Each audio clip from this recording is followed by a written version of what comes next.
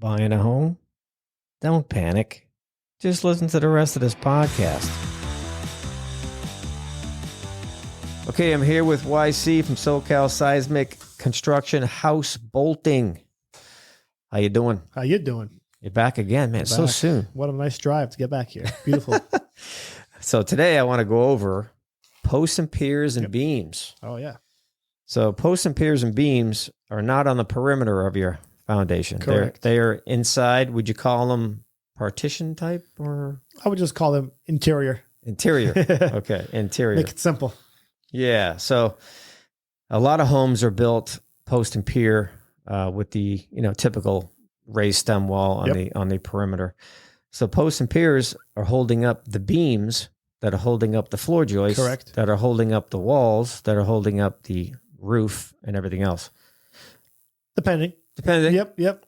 A lot of them are, some of them are actually support walls. Some of them are just there to hold up the floor joists and so forth. Correct. Now, they can have the same problems, I've noticed, as because these piers, they're typically concrete. Yep. We'll get into brick ones later, but they're typically concrete, and they can have the same problems that your foundation can have, like spalling and deterioration. Oh, yeah. And they can be out of alignment. They can be tipping over. There's all kinds of issues. So I'll let you have the floor on that. Sure. So the post and pier assembly holds up the floor of the home. That's what we call it. But you're on point, John. Ultimately, you'll have the same effects as a stem wall foundation. You'll have deteriorated concrete. You'll have settlement on them. Yep. You'll have leaning. You'll have shifting. You'll have the spalding. So concrete is concrete. Yep. Obviously, it depends on where it is. But looking at these photographs, there are several things going on within the post and pier assembly, and I definitely think that. Each one has its own space. These are all from different homes. We kind of just merged them together. Yeah. So right now we're looking at photos here. If you're just listening to the audio version of this, I suggest you watch the YouTube version when it comes out so you can really see what we're talking about here. Yeah, great to have a visual aid here. So right here, we have a bunch of photos of different types of defects on posts. So go ahead.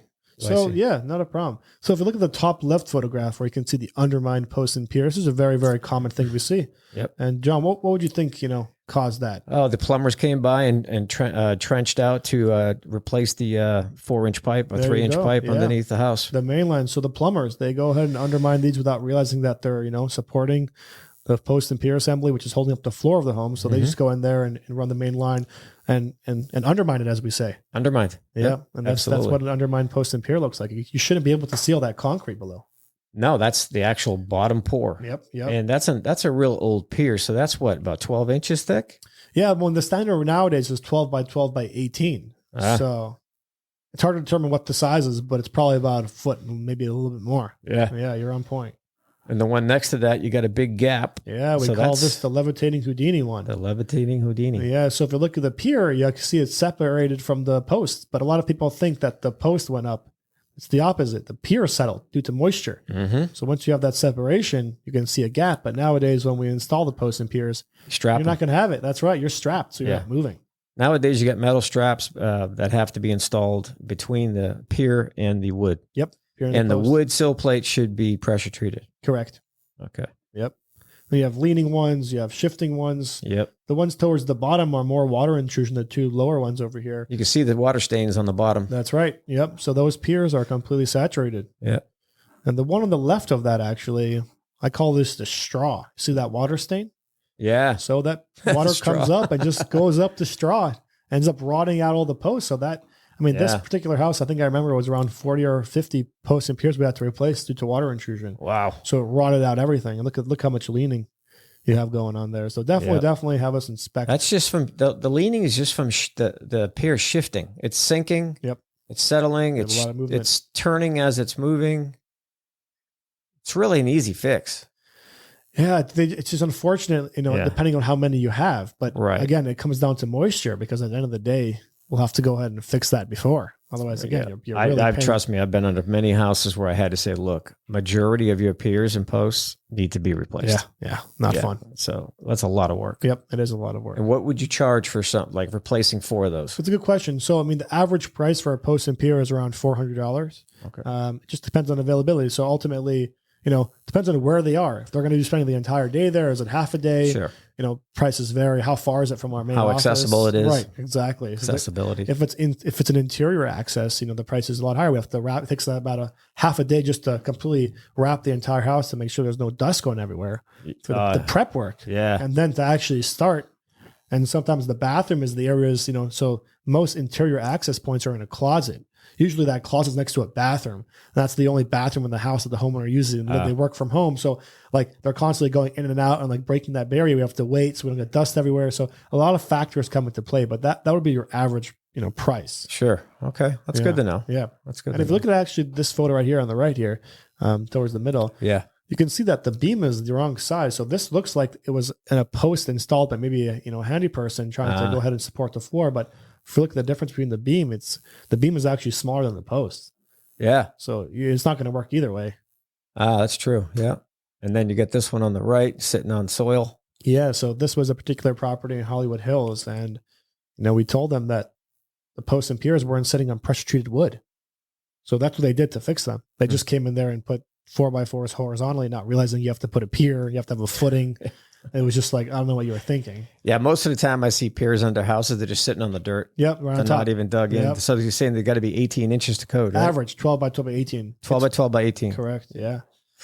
Yeah, so that happens a lot. So that's something constantly right up. I'm sure a lot of home inspectors find that a lot. Yeah. And those need to be fixed. Pretty normal stuff. Then from there, we got, this is another one of your photos right here. That's a new beam we installed. Yep. If you look at that photo on the left. Yeah, baby. See that little I got the meteorite hole? What do they call that? The meteor strike? Yeah. So that's where the old furnace used to be. That's right. There's the old furnace right there on the left, and they kind of notched away the top beam. Yep.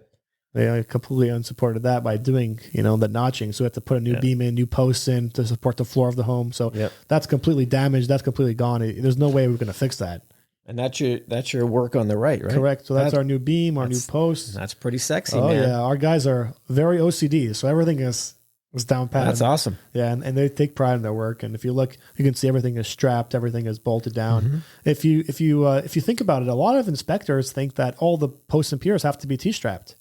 So we go inside and we install a new beam and post. They think that everything else has to be. It's not a requirement at all. The only ones that have to be are the ones we're installing new. The new ones. Yep. Yeah. Correct.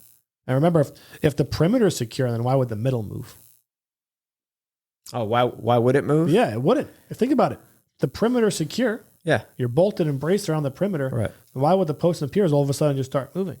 Well, the only way they're going to shift is if there's water intrusion. That's right. Yeah, I don't expect the seismic activity to start throwing around the posts and piers. Like the perimeter will be fine. All the middle is going to be shaking. It doesn't really work like that. Right. So which as a foundation specialist, I've never asked anybody this before. What would you prefer if you would buy a house and you had a choice between a perimeter raised stem wall or a slab with partition walls under it? Okay. As opposed to all post and pier. I would rather have posts and piers. Yeah? Yeah. It's easier to repair. Okay. More cost effective. And I've got this question before, but for a slab foundation. Damn it. There you go. And would you rather have a slab foundation or a raised foundation home? And there are pros and cons to both. Sure. But ultimately, I think there are more pros to a raised foundation. I mean, if you think about it, you have a plumbing issue, you got a saw cut through your slab. You have a foundation issue, it costs double to fix than it, so... The biggest problem with having a raised foundation is you can trip falling down the stairs. There you go. That's it. Everything else, you're fine. Everything else is easy. Look at that space you have over there. There's so much things you could work around it. Okay. I never asked someone that foundation guy that question before. When it comes to retrofitting, does your retrofitting include posts and piers? Good question. It doesn't. It doesn't. No. Okay. So retrofitting is perimeter. Perimeter only. Okay. Correct. Perimeter. The bolting, the bracing is all perimeter done. Okay. There are very specific code requirements of how to do it. Like I mentioned earlier, you can't just come in there and do a DIY. But the post and pier assembly is what holds up the floor of the home. Mm-hmm. So we don't consider that part of the retrofitting at all. Okay. Usually when we're installing posts and piers, it's a repair. So it's not an upgrade in the property. So if you're doing a retrofit, do you recommend your customer, hey, you want to T-strap all these posts? Do you even bring it up? Only if they need it. Okay. So part of our inspection, not only does the inspector check the perimeter, he checks the entire crawl space, every single post and pier is inspected. Okay. And then from there, we'll have a determination. So you're doing a needed. very comprehensive inspection. Yeah, our inspector averages about an hour underneath the house. Huh. That's a long time. If you look at other companies, Sure. 10, 15 minutes, they're out. So he's under there for a while. So 7 inspectors. So you're looking at 7 hours a day in time per inspection. So throughout the company, it's a lot. It's a lot of valuable information. No, that's a good point. That's why I just wanted to bring that one up, because that's something I had in the side of my head a lot. I wonder if they're required to do these or not. A lot of people ask that. Trust me, different situations spark new questions. Yeah.